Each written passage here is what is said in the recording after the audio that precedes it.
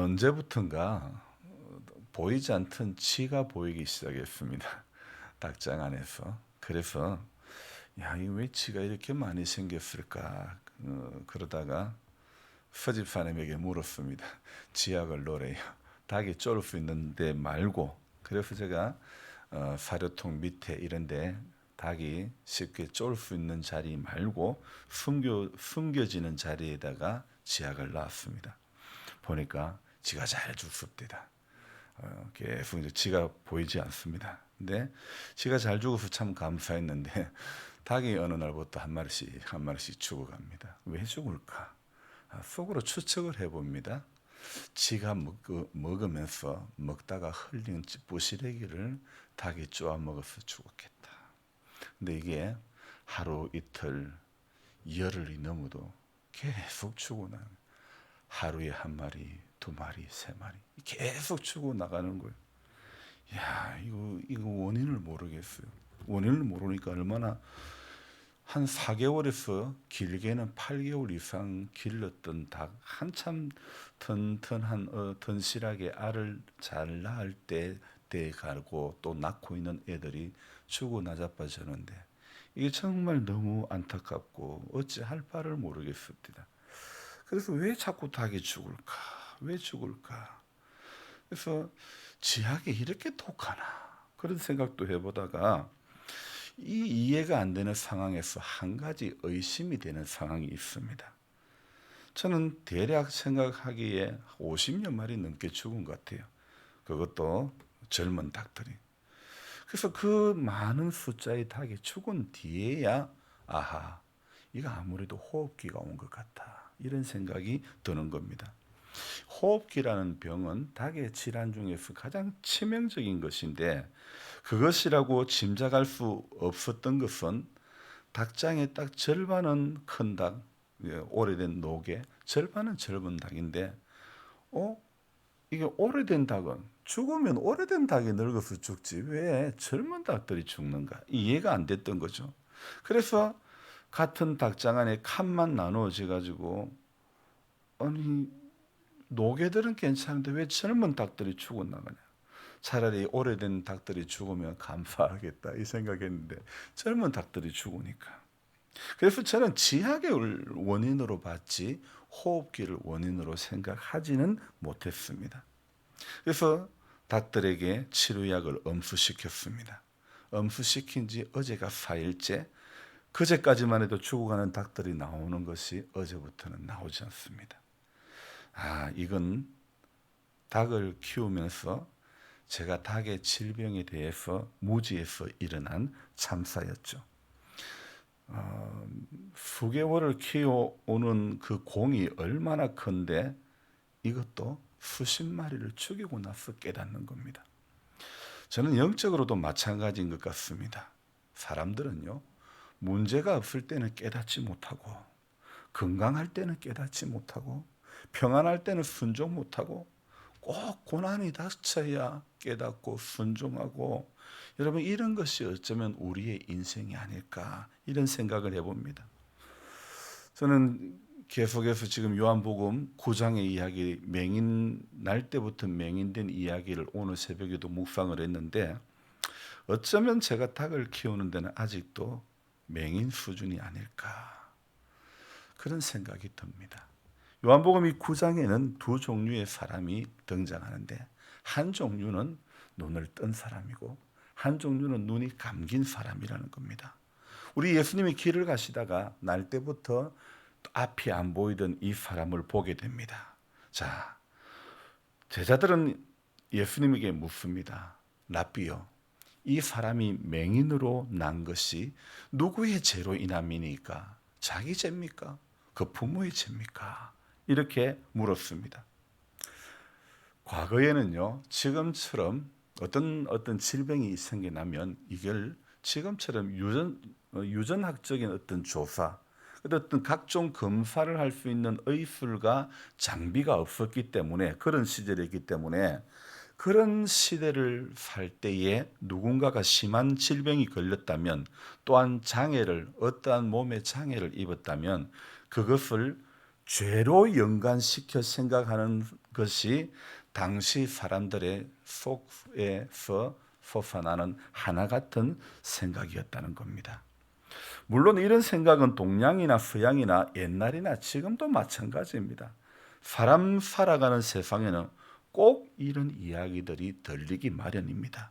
지금도 누군가가 어려운 일을 당했다 그러면 정말 안타깝게 위로해주고 불쌍히 여기고 정말 긍휼히 여기는 마음으로 대하는 사람이 있는가 하면 어떤 사람들은 속으로 수근수근 됩니다.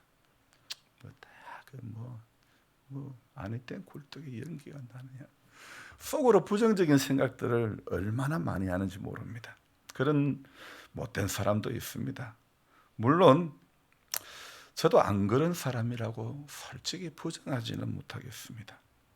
예수님은 오늘 이 사람의 제도, 부모의 제도 아닌 예수님의 답은 무엇이라고요? 3절에 그에게서 시작 하나님이 하시는 일을 나타내고자 하심이라. 아멘. 이런 답변을 합니다. 그리고 5절에 4절에 때가 아직 낮음에 나를 보내신 이의 일을 우리가 하여야 하리라. 밤이 오리니 그때는 아무도 일할 수 없느니라. 오늘 제자들이 이 사람이 맹인으로 난 것이 그 사람 죄입니까? 부모 죄입니까? 이렇게 질문하는 것에 대해서 주님의 답변은 좀 이상합니다. 누구의 죄도 아니다. 하나님이 하시는 일을 그에게서 나타내고자 하신다. 그러면서 아직 때가 낮이다. 그래서 나를 보내신 이의 일을 우리가 하여야 하리라. 밤이 오리는 그때는 아무것도 할 수 없다. 그러면서 또 5절에 내가 세상에 있는 동안에는 세상의 빛이다. 자, 여기에 지금 4절, 5절은 어쩌면 없이 바로 3절에서 그에게서 하나님이 하시는 일을 나타내고자 하심이라. 그리고 이 말씀을 하시고 땅에 침을 뱉어 진흙을 이겨 그의 눈에 바르시고 우리가 이렇게 읽어도 하나도 문맥상 이상이 없어 보이고 자연스럽게 접근이 되는데 오늘 4절, 5절은 어쩌면 또 생뚱맞은 그런 말씀 같을 수도 있는데 하지만 이제 말씀을 계속 우리가 나누면서 왜 주님이 이런 말씀을 하셨는가 또 그것을 깨달아 가기를 원합니다. 자, 죄의 문제로 접근한 사람들에게 하나님의 일에 대해서 화제를 전환해가는 우리 예수님의 모습을 발견할 수 있죠. 그리고서는 나는 세상의 빛이다 이렇게 말씀을 하시며 날 때부터 앞을 보지 못했던 이 사람의 아픈 손가락을 우리 주님은 고쳐주시려는 시도를 합니다. 6절의 말씀에 보면 이 날 때부터 맹인된 사람을 고치려고 하는데 근데 고치는 방법이 특이하죠. 땅에 침을 택 뱉으십니다. 그리고는 어떻게 합니까? 진흙을 이겨가지고 그의 눈에 바르고 7절에 뭐라고요? 그리고는 실로암이라고 하는 못에 가서 씻으라. 실로암은 보냄을 받았다는 뜻이라. 이에 가서 씻고 밝은 눈으로 왔더라. 방법이야 이상하지만은 날 때부터 맹인된 사람이 고쳐졌습니다. 자, 지금 초자연적인 현상이 발생했죠. 자, 주님은 오늘 왜 이런 방식을 선택했을까? 침을 받아가지고 진흙을 이겨가지고 그것을 바르고 왜 실로암에 씻으라고 주님이 그랬을까? 이게 참 아이러니하지 않습니까? 유대인의 법에는요 하지 말아야 될 것이 있습니다. 무엇을 하지 말아야 해요? 안식일에 해서는 안 될 일들이 있다는 겁니다. 이게 오늘의 크리스찬들에게는 그다지 중요하게 생각되지 않는 부분일 수도 있는데 물론 또 부분일 수도 아니야. 부분이죠. 당시 유대인들에게는요 매우 큰 비중을 차지하는 그런 일들입니다. 그래서 38년 된 병자를 고쳐주는 그 사건, 우리가 지난주 한 주간 내내 보았던 그 사건의 말미에 유대인의 한 말이 무엇입니까? 안식일인데 왜 네가 자리를 들고 걸어가느냐? 그것이 옳으냐? 그게 바로 5장 10절에 나오는 말씀입니다. 야, 너 안식일인데 그 지금 네가 자리를 들고 어떻게 걸어가냐? 그 앞에 9절에 이런 말씀이 있습니다. 그 사람이 곧 나와서 자리를 들고 걸어가니라. 5장 9절에 그래 되어 있습니다. 그 끝이 그것으로 끝나는 게 아니고 그 5장 9절 끝부분에 보면 이날은 안식일이니 이렇게 어쩌면 꼬리를 살짝 흐리며 어떤 복선을 취하는 형식의 그런 말씀이 등장합니다. 그래서 저는 5장에 나왔던 5장 9절에 이날은 안식일이니 이 말씀하고 오늘 9장 14절 우리 같이 읽어봅시다. 예수께서 진흙을 이겨 눈을 뜨게 하신 날은 안식일이라. 바로 5장 9절의 말씀과 9장 14절의 말씀을 비교해 볼 필요가 있는 것입니다. 예수께서 진흙을 이겨 눈을 뜨게 하신 날은 안식일이라. 그 사람이 곧 나와서 자리를 들고 걸어가니라. 이날은 안식일이니. 자, 안식일이라는 것을 강조하는 것은 유대인들이요, 이렇게 철저히 안식일에 초점을 맞추어진 삶을 살고 있다는 것을 증명하고 있는 겁니다. 그러니까 두 구절 다 이날은 안식일이다 이렇게 강조하고 있잖아요. 유대인의 법에는 안식일에는 노동을 하면 안 됩니다. 오락을 하면 안 됩니다. 그리고 이동도 함부로 하면 안 됩니다. 그래서 대략 한 1km 정도를 넘어서 걸어가면 이거는 일을 하는 것으로 간주를 하는 겁니다. 지금도 이스라엘에는요, 다른 나라에서는 상상도 할 수 없는 직업군들이 있습니다. 안식일에 엘리베이터를 누르면 그건 일을 하는 거래 가지고 안식일에 엘리베이터를 버튼을 눌러주는 사람을 고용을 하고 있다는 거죠. 심지어 사람들이 쓰는 가전제품, 전자기기 안에도 모드가 있는데 어떤 모드가 있느냐? 안식일 모드. 안식일은 작동이 안 되도록 그렇게 전자제품도 가전기기도 그렇게 설정하는 그런 모드가 있다는 겁니다. 우리가 휴대폰의 비행기 모드라고 휴대폰 메뉴에 보면 비행기 모양을 똑 누르면 전화를 걸 수도 없고 받을 수도 없게 되는 것처럼 마찬가지로 안식일 모드로 하면 그건 작동이 안 되게끔 되도록 되어 있는 겁니다. 우리가 생각할 때는 말도 안 되는 정황, 정말 혀를 내두를 만큼 너무나 정말 철저하게 율법주의적으로 해석하며 살아가는 사람들이 아직도 많다는 겁니다. 오늘 이 5장 14절 말씀에 의하면 오늘 사건은 유대인들의 시각에는 안식일에는 절대 해서는 안 되는 일 중에 하나였죠. 그래서 여러 가지 제약에 딱 걸린 그런 사건 아닙니까? 자, 그런데 우리가 한 가지 의문을 해볼 수 있습니다. 예수님이 지금 계신 데는 8장에 의하면 바로 예루살렘 근처였습니다.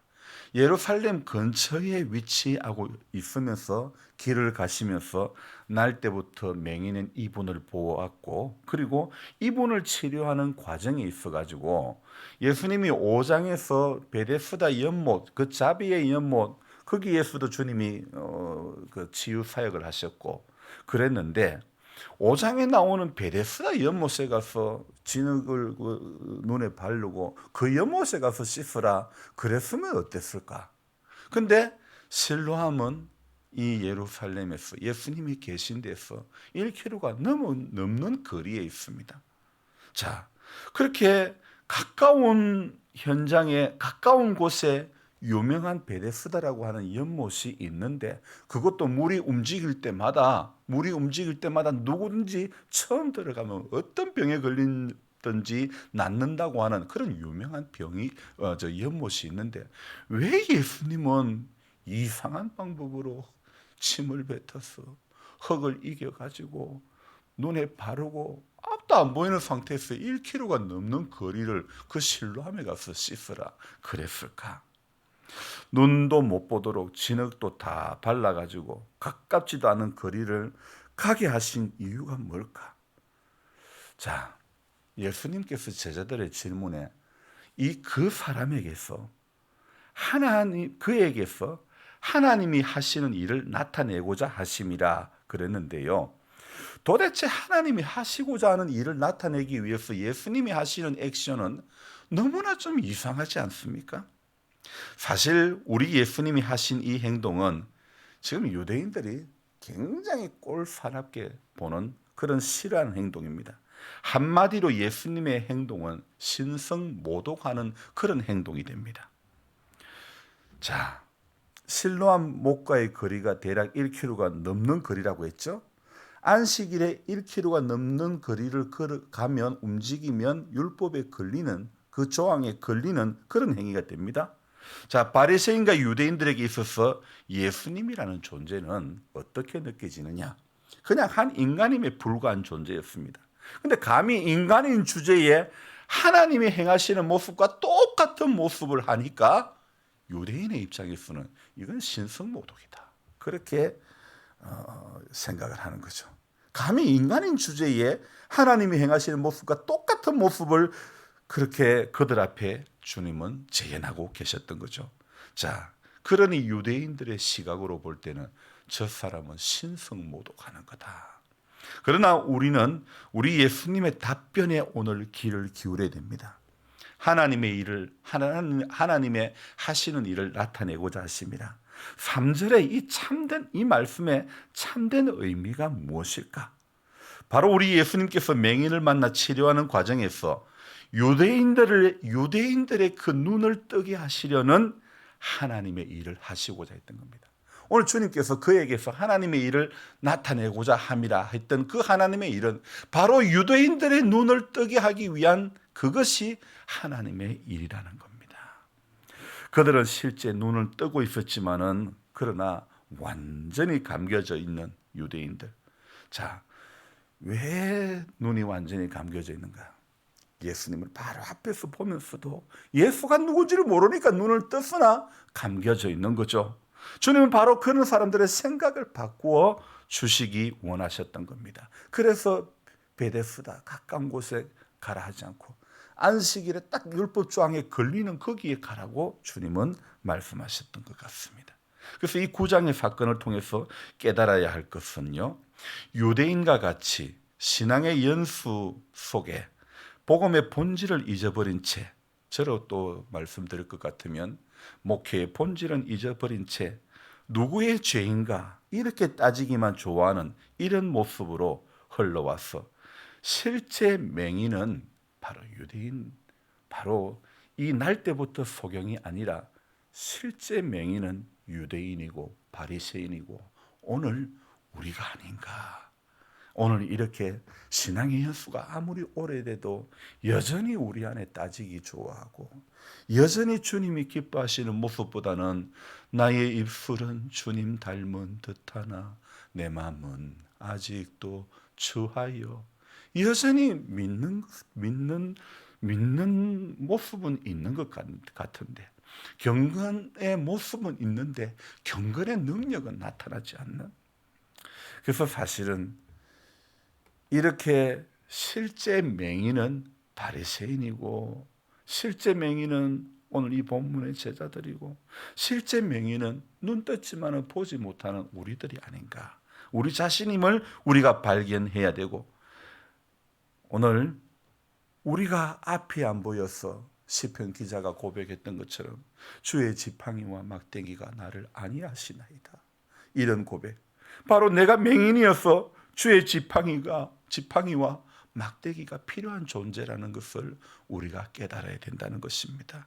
여러분, 우리는 지금 다시 한번 다짐을 해야 됩니다. 남이 맹인이라고 비난할 때가 아닙니다. 남이 앞 못 본다고 비난할 때가 아닙니다. 지금 그 사람의 죄냐, 그 사람의 부모의 죄냐, 그거 따질 때가 아니라는 겁니다. 바로 내 죄로 인함이라는 것을 깨달아야 한다는 것을 우리는 요한복음 이 9장의 이 사건에서 주님이 말씀하시고자 하는 그것이 바로 오늘 유대인들의 앞 못 보는 것을 주님이 하나님이 하시는 일이라고 했던 것처럼 오늘 저와 여러분들이 이 본문을 보면서 바로 앞을 못 보고 있는 인생이 우리가 아닌가. 오늘 하나님의 그 큰 은혜를 우리가 받았던 우리들이지만은 신앙의 연수가 오래되었지만은 이것 하나만 해결되면 주님 열심히 믿을게요. 힘을 낼게요. 그렇지만은 그러나 지금 돌아서 보면 어떻습니까? 여전히 똑같이 다람쥐 쳇바퀴 도는 똑같은 모습만 반복하고 있지는 않은지, 열심히 있는 사람은 계속 열심히 있고 열심히 없는 사람은 계속 열심히 없고, 여러분 믿음의 주요 온전케 하시는 이인 예수를 바라봐야 되지, 부모의 죄입니까? 그 사람 죄입니까? 죄의 시각으로 바라보면 안 되는 겁니다. 오늘 주님의 시각, 주님의 마음, 주님은 38년 된 그 사람도 보시고 병이 오래됐네, 참 오래됐네, 주님은 불쌍히 여기는 마음, 우리 가운데 어떤 문제가 어떤 어려움을 당하면 우리의 시각도 우리도 이 삐딱선을 타면 그 어떤 마음을 잘 못 썼거나 다 그런 문제가 있다, 단정하면 안 됩니다. 하나님이 하시는 이런, 오늘 유대인들, 오늘 제자들이 물을 때에 묻는 그 제자들이 실제 똑똑한 것 같아도 실제 그 사람들이 다 맹인인 것입니다. 하나님이 하시는 일은 오늘 유대인의 눈을 떼어주는 겁니다. 오늘요, 집 안에 있지만은 한 번도 아버지 집을 벗어나지 않았지만은 누가복음 15장에 나오는 탕자의 이야기는 두 탕자가, 사실은 두 탕자입니다. 한 아들은 아버지 어차피 내게 줄 유산 미리 줘요. 그래서 그 유산 받고 먼 곳에 가서 기생과 창기와 함께 허랑방탕하게 얼마 안 되는 시간 속에 전부 다 소비했던, 그러면서 먹을 것이 없어가지고 내 아버지 집에는 먹을 것이 많은데 내가 아버지 집에 자식으로는 못 가고 종으로 가겠다. 그랬던 그 아들, 한 아들은 집 안에 있었지만은 집 나갔던 아들이 돌아오는 아버지의 마음은 온데간데였고, 내는 언제 한번 집 나가고 내는 언제 한번 아버지를 속상하게 한 적이 있었습니까? 나를 위해서는 송아지 한 마리 잡아주지 않더만, 아니 소가 아니라 닭도 한 마리 안 잡아주던 아버지, 이럴 수가 있냐, 그런 마음이, 여러분 오늘 우리의 속마음 아닙니까? 집 안에 있는 아들은 바로 우리의 속마음이라는 것을 우리가 알아야 됩니다. 그래서 누가복음 15장의 탕자의 이야기나 오늘 이 날 때부터 맹인된 사람이 고쳐지는 과정에 제자들의 질문이나 오늘 바로 우리의 시각이 이렇다는 것을 우리가 깨닫고 저와 여러분들이 영적으로 맹인된 자리에서 벗어나야 됩니다. 항상 기도하고 깨어 있음으로 말미암아 정말 하나님이 하시는 일이 무엇일까? 오늘 주님의 마음이 무엇일까? 여기에 우리의 마음의 초점이 꽂힐 수 있기를 주님의 이름으로 부탁드립니다. 하나님 아버지, 말씀을 수없이 보고 묵상할 때마다 성경 속에 나오는 인물 중에 우리가 생각할 때 좀 어리석게 여겨지는 그 인물들은 항상 우리 자신임을 발견하게 됩니다. 다윗이 하나님의 마음에 합한 사람이라고 하나님께서 말씀하셨지만은, 그러나 다윗의 삶 가운데서도 하나님 원치 않는 모습들 많이 발견할 수 있었습니다. 비단 다윗의 연약함만은 아닌 것 같습니다. 오늘 예수를 믿고 신앙생활하는 우리들에게도 여전히 그런 연약함이 있음이 발견되어집니다. 적어도 목회자라면 이런 모습은 나타났으면 안 될 것 같은데, 그럼에도 제가 저 자신을 바라볼 때 끊임없이 저 안에도 연약함이 있습니다. 부족함이 있습니다. 허물된 모습이 너무나 많습니다. 주님 불쌍히 여겨주시고 신앙의 연수로 천국 가는 것이 아니라 우리 안에 믿음이 있어야 하나님 앞에 하나님 나라에 들어가는 줄로 믿습니다. 주님, 우리 주님 예수님의 그 마음, 너희 안에 이 마음을 품으라고 하셨던 그 마음이 우리 안에 갈수록 좀 더 품어질 수 있도록 도와주옵소서. 주님, 원하는 선은 행하지 못하고 원치 않는 악만, 주님의 생각을 따르지 못하고 사람들의 생각에 붙들려서 수근수근하고 시기하고 비방했던 우리들의 모습을 발견해 봅니다. 주님 불쌍히 여겨 주시옵소서. 이 하루도 살면서 얼마나 많은 죄를 지을까 두렵습니다. 하나님 아버지, 우리 오늘도 문득문득 성령께서 우리와 함께 해주시고 깨닫게 해주심으로 말미암아 죄를 죄로 여길 줄 아는 하나님의 사람 되게 하여 주시옵소서. 죄 앞에 둔감해져서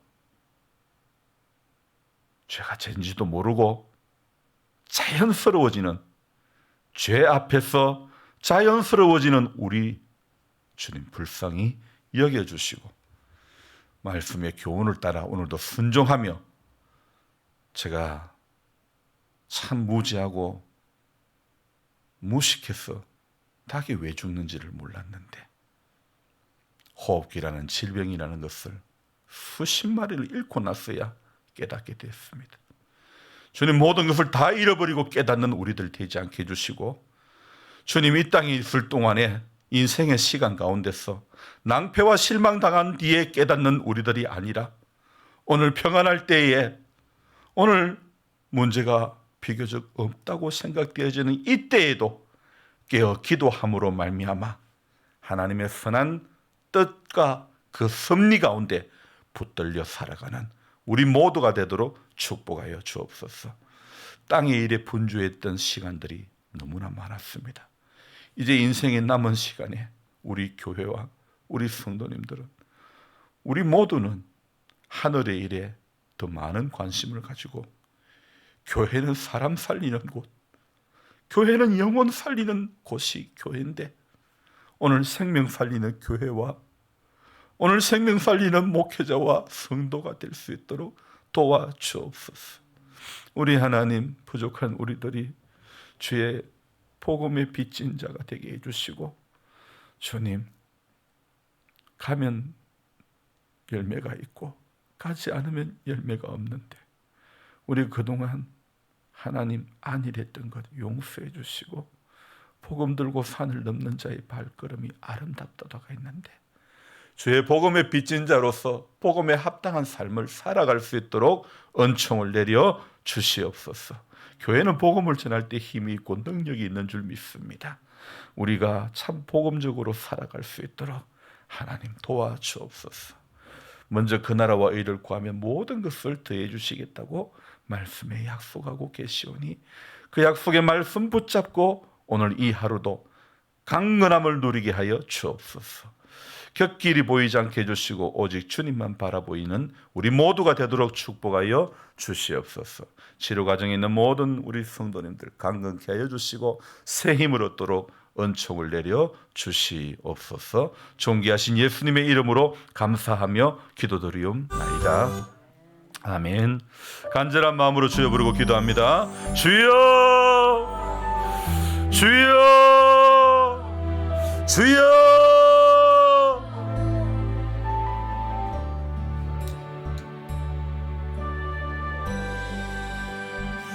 살아계시고 역사하시는 하나님,